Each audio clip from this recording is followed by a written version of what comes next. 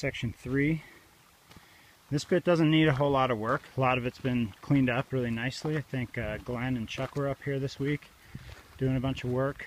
Really cleaned out the vegetation nicely, but not too much rutting in the middle. Just raking.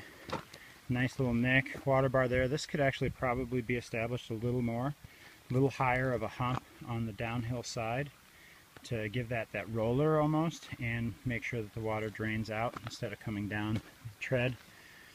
This check dam should probably come out and be replaced with rock check dam and possibly a bit of a ramp coming up to it like we did on lower. But that undercutting there is just going to get worse, and then that thing's going to break and the water will start to come from behind it, leaving a big gap, and that gets super dangerous, and these just aren't effective. So we'll want to replace that with a rock dam, maybe a bit of drainage right above it, and possibly a big rock or two as a ramp in one line, and then you can leave it deeper for another line for people who like to make those moves, like moi. The rest of this section looks awesome. These guys did great work. You can see where they brought in the hinge point, worked the McLeods and axes, pickaxes on the hinge point side, uphill side, brought that into the middle, tamped it down. A little nick here for drainage. Again, these rocks somewhat serve to hold it, but also just as a psychological deterrent so that people stay on the trail to the left as they're coming down. That one also could probably be established a little more.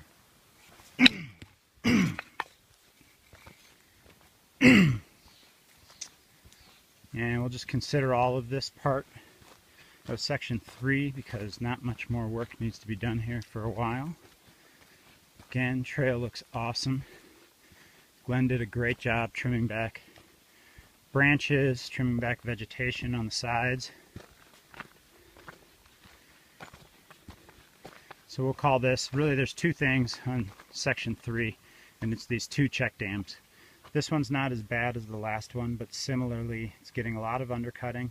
The wood is rotting. Water's going to start coming down behind it pretty soon, and then it's going to be a major hazard. So we probably want to put in a rock barrier here. There's a nice water bar just above it. Glenn and Chuck put in. Nice drainage right below it, so we don't need to worry about that too much, but we'll need to put in a rock barrier, probably again with a ramp on at least one side of it.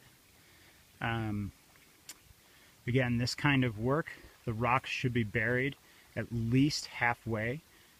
Great to find skinny, big rocks that you can put on their sides, but they need to be buried significantly so that they don't get knocked loose very easily. And that's section 3.